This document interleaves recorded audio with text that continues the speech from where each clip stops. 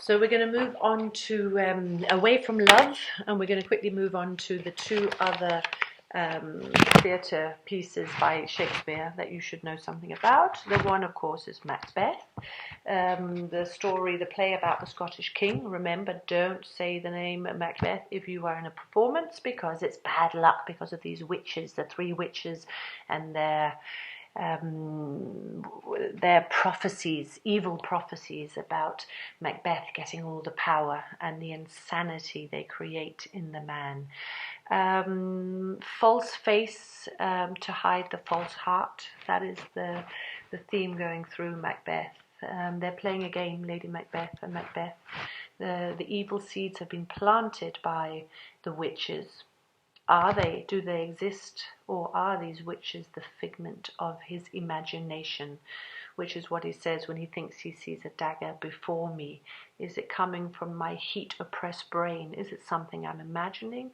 Or are they real? Do they exist? We never find out. Again, that's how Shakespeare is 1 foot in the past and the old world, and 1 foot in the new.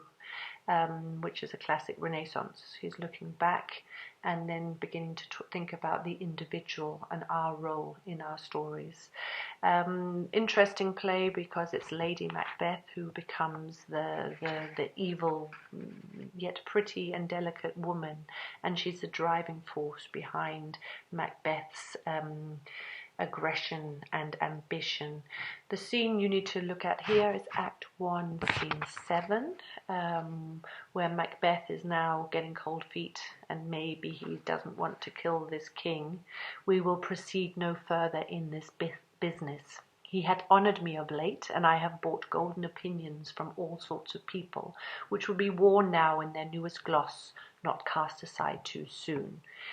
He's arguing that King Duncan of Scotland, has always been nice towards him. So he doesn't want to kill the king because he's his friend. And even though the witches are promising all kinds of things, and in a way it's just fate, and he's only doing what the witches are foreseeing should be done, of course it's too much for him. And what does his lady say? Was the hope drunk wherein you dressed yourself? Hath it slept since, and wakes it now to look so green and pale at what it did so freely? As in, are you a man? And she says it directly. He says, prithee peace, be quiet, woman. I do all that may become a man. Who dares do more is none. And watch out, men, if you start talking about your manliness, the woman's going to get right in there. And then she says, when you durst do it, as in when you dared do it, then you were a man. And to be more than you were, you would be so much more the man. So she's doing this game between husband and wife. He wants to be someone that she can look up to, and he's now getting nervous. And then she comes with the ultimate. You never hear about their children, but she refers here to this breastfeeding scene. I have given suck, and know how tender 'tis to love the babe that milks me. I would, while it was smiling in my face, have plucked my nipple from his boneless gums and dashed the brains out, had I so sworn as you have done to this.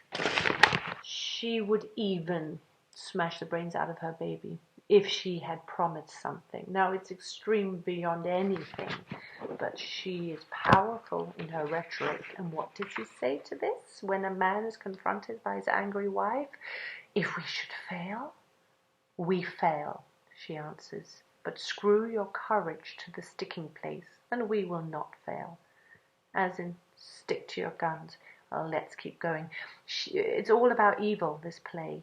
Whether evil comes from curses, from witches, does it come from inside, from our ambitions? And when we look at people like Breivik, we hear pure evil as him killing all these young people. But even he had a conscience. And Shakespeare is very aware of conscience being the central. Something in us telling us there's something outside of ourselves that means stop, we shouldn't be doing this. Or are we so caught in our own desires that we don't care? Conscience is what can stop us. And even Breivik writes or tells that he had to hear music, he had to take drugs, because he couldn't get himself to kill people without. But human beings can do things to stop them feeling their conscience, to feel that that evil desire in themselves can be enacted in reality. Humans are capable, and there's a fantastic quote also a little bit before Duncan and Macbeth come to the castle. That's Act 1, Scene 5, where she says, standing out on the castle walls, the raven as in the bird, will croak, croaks himself hoarse at the entrance of Duncan under my battlement. Unsex me here, and fill me from top to toe with direst cruelty. Make thick my blood. She knows it's wrong, and she knows, and the quote continues, there's heaven, the light of heaven, and someone wants to shout, hold, stop. But she wants to be in hell. She wants the fog to cover this entrance from heaven above to hell below. And she wants to stay down there. She wants to do the deed because her ambition is great. And that's also fascinating, that human beings kind of know, whether you're a psychopath or not, you still know that there is a right and a wrong. That's the strength of a psychopath, that they do know by analyzing how humans work what a conscience is. And both of them, she didn't want to kill the king either, because he reminded me too much of my father. So it's never black or white with Shakespeare. It's modern psychology, human dilemma, that we want to do bad, and we want to, where do we draw the line? But they are drawn by a fate. There's a power stronger than themselves, they believe, driving them to kill. And when she starts going insane in this play, we realize that their ambition may be great, but it's destroying them on the inside. The other famous quote from Macbeth, of course, is not false heart, fair is foul and foul is fair. That's like a conclusion, a summary of the whole play, that everything that used to be fair is now foul, and everything that's foul is fair. We no longer know what's right or wrong, but it's a tragedy. Of course, the whole thing ends and backfires on Macbeth. And when she commits suicide, Lady Macbeth, we have the other very, very powerful quote, that life's but a walking shadow, a poor player that struts and frets his hour upon the stage, and then is heard no more. It is a tale told by an idiot, full of sound and fury, signifying nothing. And the beauty of his playwriting is, in this play there is no hope. The whole thing is false, the whole thing is rotten. Life is a play that's going nowhere, and it has no meaning. But then if we go to The Tempest and Midsummer Night's Dream, the whole thing is about the world being a beautiful stage. Everything is palaces and all the beautiful visions. It's all something that's part of this great cosmology, and we humans are just awake a few seconds in this beautiful and magical existence that we have on Earth. That reality can be dark as hell, and it can be light as heaven, and everything in between. And then we move one stage further to the most modern play of all, which must be Hamlet.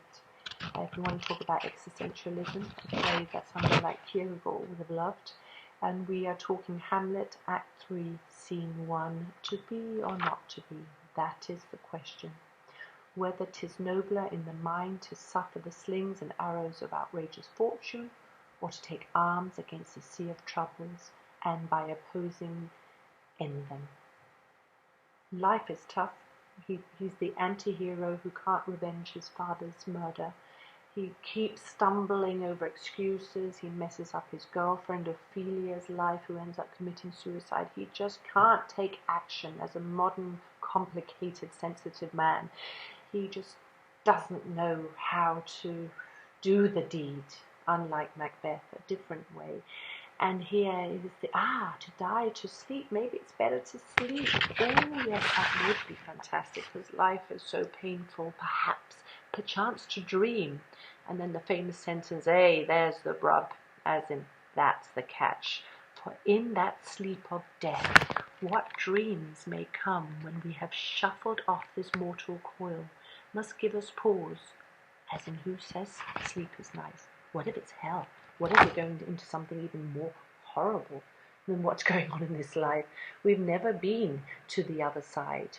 No one has come back from the undiscovered country from whose bourne no traveller returns. So is it safe to go back there? I think we'll finish now with this presentation of Shakespeare.